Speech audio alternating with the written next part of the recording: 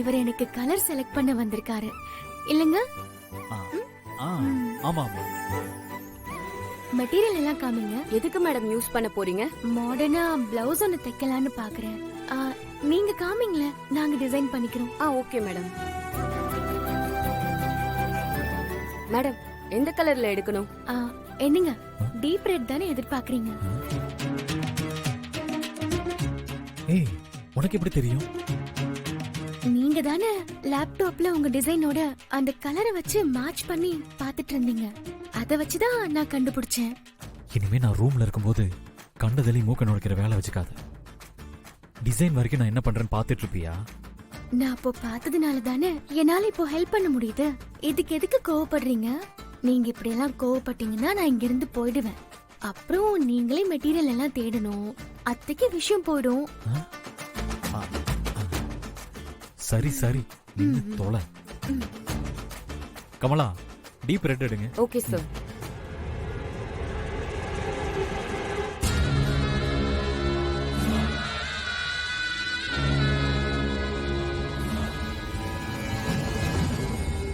என்ன இவங்க ரெண்டு பேரும் ரொம்ப க்ளோஸா பேசிக்கிறாங்க.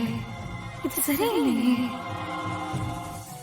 கமலா, அந்த டீப் ரெட்ல எம்ப்ராய்டரி போட்ட டிசைன் இல்லையா?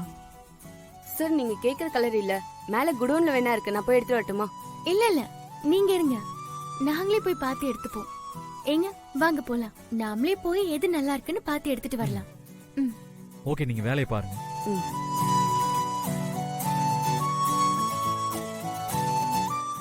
பார்த்து.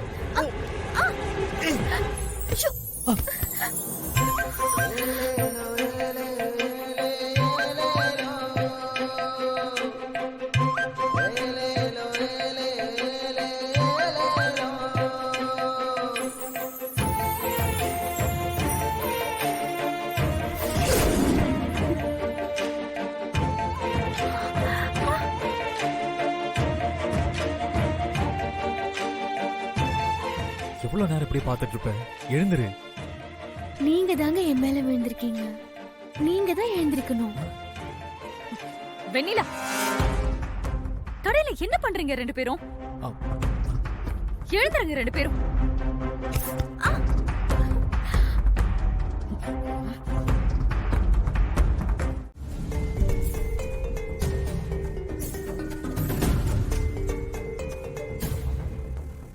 மெட்டீரியல்ஸ் எடுக்க வந்தோம்க்கா. படி ஏறும்போது கால் தடுக்கி மெட்டீரியல்ஸ் எல்லாம் கீழே விழுந்துருச்சு. அப்படியே நாங்களும் தடுக்கி விழுந்துட்டோம். யாராவது பார்த்தா என்ன நினைப்பாங்க? முதல்ல ரெண்டு பேரும் இங்க இருந்து போங்க. இல்லக்கா, இந்த மெட்டீரியல்ஸ் எல்லாம் எடுத்துட்டு வரோம். ஏதோ பண்ணுங்க. ஒரு நிமிஷம் உங்க கையை நீட்டுங்க.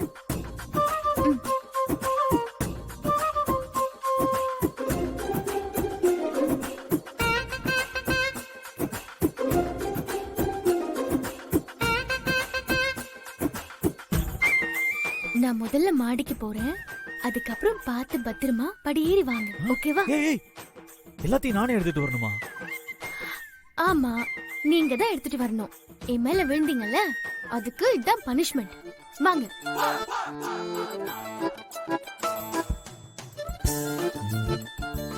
வர வர இவளுக்கு ரொம்ப திமிராயிடுச்சு.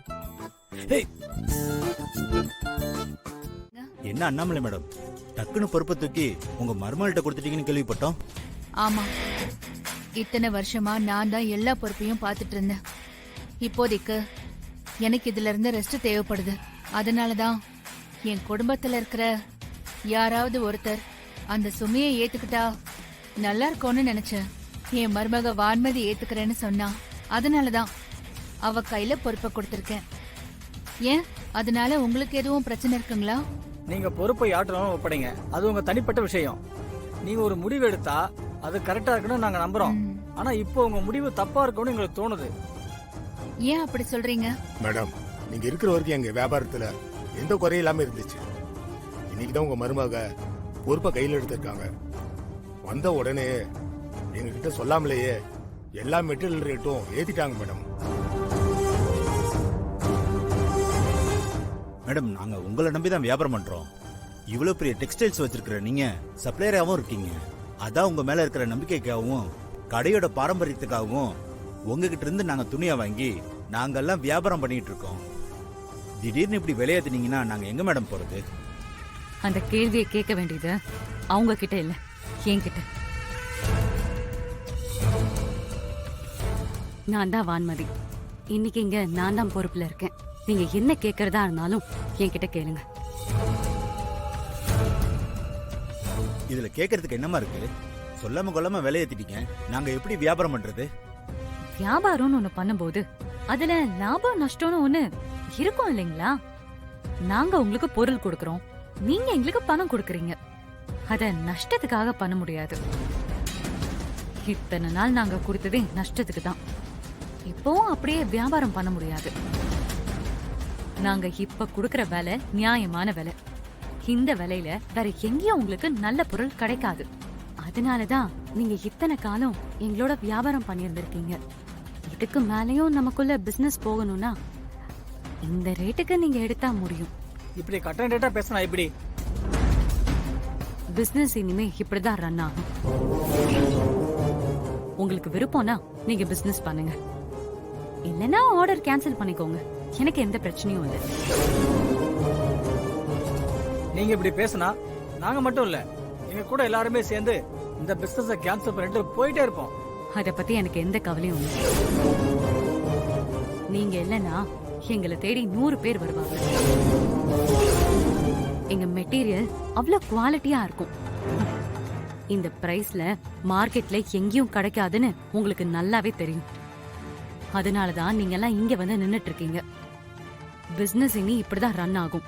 உங்களுக்கு விருப்பம்னா வாங்க, இல்லனா கிளம்புங்க.